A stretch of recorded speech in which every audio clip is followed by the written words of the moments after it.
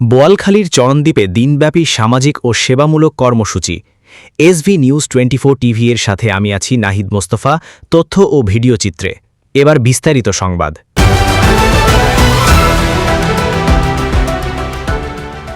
সত্যের সন্ধানে SV news 24 TV.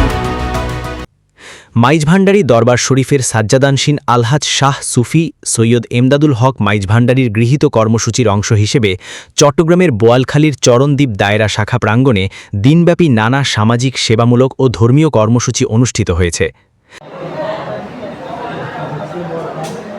রবিবার 16 আগস্ট 2026 আলহাজ সৈয়দুল হক খান ট্রাস্ট ও মাইজভান্ডারী শাহ এমদাদিয়া চরণদ্বীপ দায়রা শাখার যৌথ উদ্যোগে এসব কর্মসূচির আয়োজন করা হয়। দিনব্যাপী আয়োজনে Lions Club of Chittagong Sandwip, Bangladesh Red Crescent Society Chattogram এবং Maizbhandari Shah Emdadia blood donors group সহযোগিতা করে। কর্মসূচির অন্যতম আকর্ষণ ছিল বিনামূল্যে চক্ষু চিকিৎসা ক্যাম্প। এতে 3 শতাধিক রোগীকে বিনামূল্যে চিকিৎসা সেবা, চশমা বিতরণ এবং প্রয়োজনীয় ক্ষেত্রে অপারেশনের জন্য সহায়তা প্রদান করা হয়। একই সঙ্গে 200 জনের বিনামূল্যে রক্তের গ্রুপ নির্ণয় করা হয় এবং স্বেচ্ছায় 40 ব্যাগ রক্ত সংগ্রহ করা হয়। এই কার্যক্রমে স্থানীয় স্বয়ংসেবক ও রক্তদাতারা অংশগ্রহণ করেন।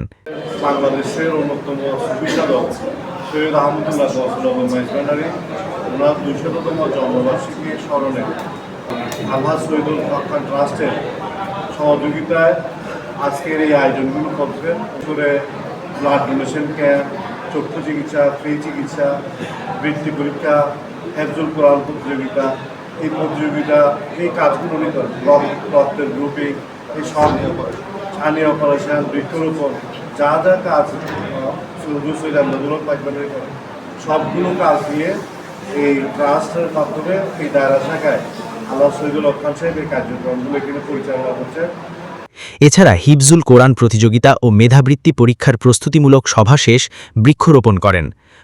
মাহফিলে ধর্মীয় আলোচনা, দরুদ ও সালাম এবং দেশ ও মুসলিম উম্মার কল্যাণ কামনায় বিশেষ দোয়া করা হয়। মাহফিলে নায়েবে সাজ্জাদানশীন আলহাজ সৈয়দ ইরফানুল হক মাইজভান্ডারী উপস্থিত ছিলেন। বিশেষ অতিথি হিসেবে উপস্থিত ছিলেন আলহাজ সৈয়দুল হক খান, শাহজাদা সৈয়দ এরহাম হোসেন ও শাহজাদা সৈয়দ মানাওয়ার হোসেন।